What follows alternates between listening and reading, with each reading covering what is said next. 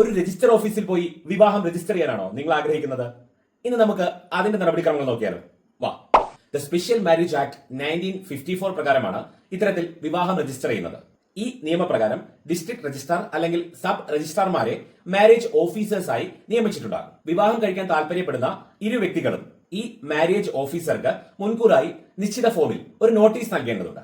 ഈ നോട്ടീസ് നൽകേണ്ടത് വിവാഹം രജിസ്റ്റർ ചെയ്യാൻ താല്പര്യപ്പെടുന്ന രണ്ടുപേരിൽ ഏതെങ്കിലും ഒരാൾ നോട്ടീസ് നൽകുന്നതിന് മുൻപായി കുറഞ്ഞത് 30 ദിവസമെങ്കിലും താമസിച്ചു വന്നിരുന്ന സ്ഥലത്തെ മാരേജ് ഓഫീസർക്ക് മുമ്പാകെയാണ്.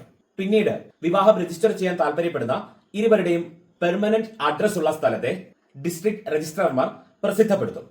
ഇത്തരത്തിൽ നോട്ടീസ് പ്രസിദ്ധീകരിച്ച് 30 ദിവസം കഴിഞ്ഞ് ആരെങ്കിലും ആക്ഷേപം അഥവാ ഒബ്ജെക്ഷൻസ് ഉന്നയിച്ചാൽ അതുകൂടി പരിഗണിച്ച ശേഷമായിരിക്കും വിവാഹം രജിസ്റ്റർ ചെയ്യാനുള്ള നടപടികളിലേക്ക് കടക്കുക. ഇരു വ്യക്തികളുടെയും 3 സാക്ഷികളുടെയും മാരേജ് ഓഫീസറുടെയും സാന്നിധ്യത്തിലാകും വിവാഹം രജിസ്റ്റർ ചെയ്യുന്നത്. ഇത് സബ് രജിസ്ട്രാർ അല്ലെങ്കിൽ ഡിസ്ട്രിക്ട് രജിസ്ട്രാർ ഓഫീസിലോ അല്ലെങ്കിൽ മാരേജ് ഓഫീസറുടെ അധികാര പരിധിയിൽ തന്നെയുള്ള വിവാഹം കഴിക്കാൻ താല്പര്യപ്പെടുന്നവർ ഇഷ്ടപ്പെടുന്ന മറ്റൊരു സ്ഥലത്തോ വെച്ച് രജിസ്റ്റർ ചെയ്യാവുന്നതാണ്. സോ ഇത്തരത്തിലുള്ള കൂടുതൽ വീഡിയോസിനായിട്ട് ഈ പേജ് ഫോളോ ചെയ്യാം. Bye bye.